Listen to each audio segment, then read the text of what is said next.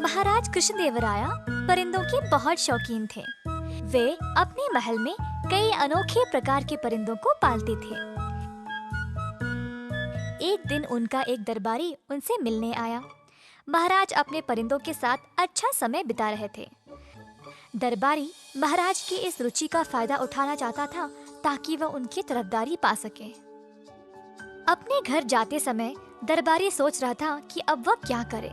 अचानक से रास्ते में उसने एक मोर को देखा। दरबारी इस मोर को कुछ अलग और अनोखा बनाना चाहता था। अलग अलग योजनाएं बनाने लगा उस मोर को और सुंदर और आकर्षित बनाने के लिए। अंत में दरबारी गया एक चित्रकार के पास और उसको बोला कि वह मोर को लाल रंग का कर दे। चित्रकार ने इतना साफ काम किया कि ऐसा लग रहा था जैसे वह मोर पैदाइशी ही लाल था।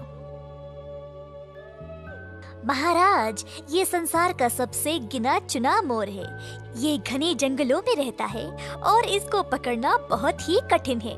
मैंने बहुत सारा धन खर्च किया है इसको आपके लिए पकड़ने के लिए। आपके परिंदों के समूह के साथ साथ ये भी बहुत शानदार तरीके से जचेगा। महाराज मोर को देखकर हैरान हो गए और बहुत प्रसन्न होकर दरबारी को 1000 सोने के सिक्के भेंट में दिए।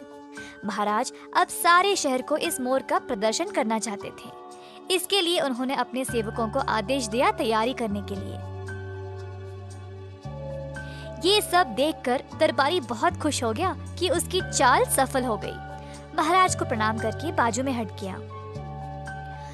दूर दूर से लोग आने लगे इस अनोखे लाल मोर को देखने के लिए।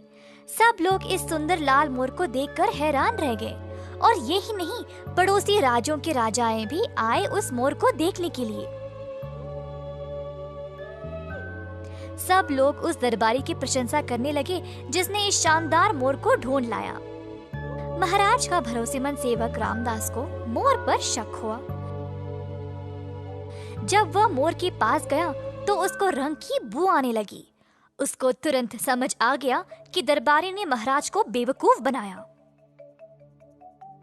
दरबारी का असली चेहरा सबके सामने लाने के लिए रामदास ने 5 मोरों को लाया और दरबार के नौकरों को बोला उस चित्रकार को ढूंढ लाने के लिए।